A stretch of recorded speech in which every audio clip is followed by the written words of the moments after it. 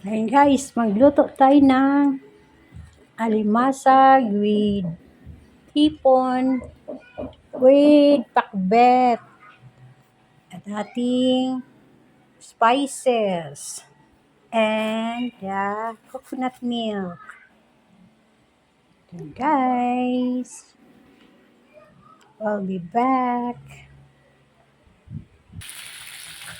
And guys, inigisa na natin ang mga avocados.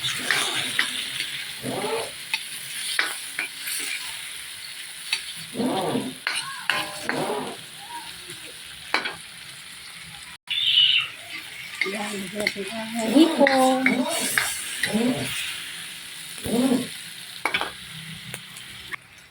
At yung alimasag.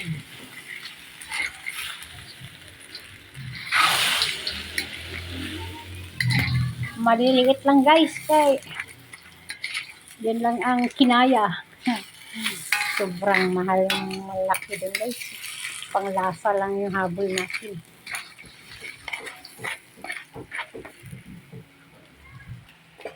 Takpan natin.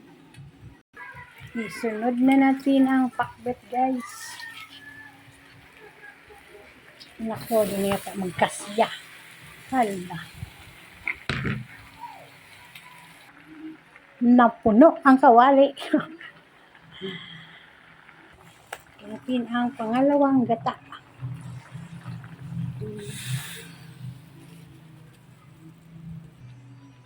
Chili and pepper guys.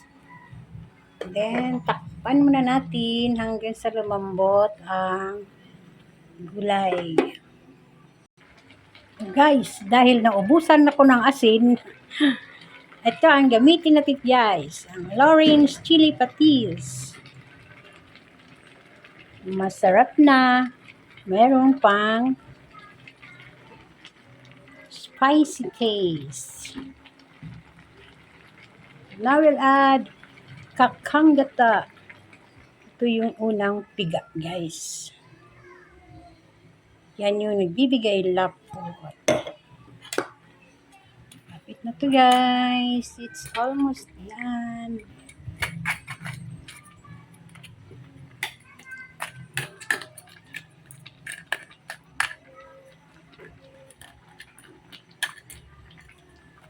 Balikan na natin ang malunggay. Meron tayo ditong konting malunggay. Pampalasa din yan guys.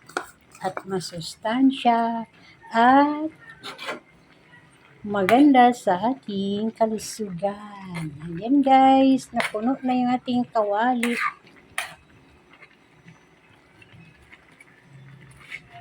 Ito, here's our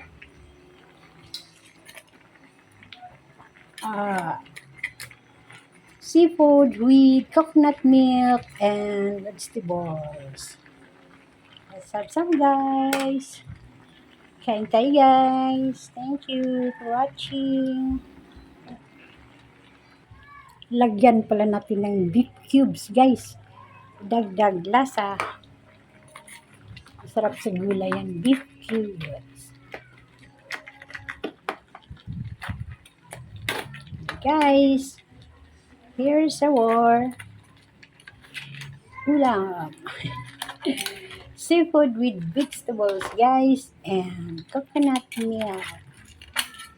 Thank you for watching. Let's have some guys. Tan tan tan tan.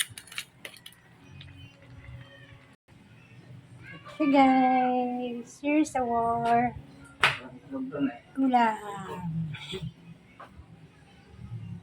Let's have some guys. Thank you for watching. Diyan, Really guys, kainan na.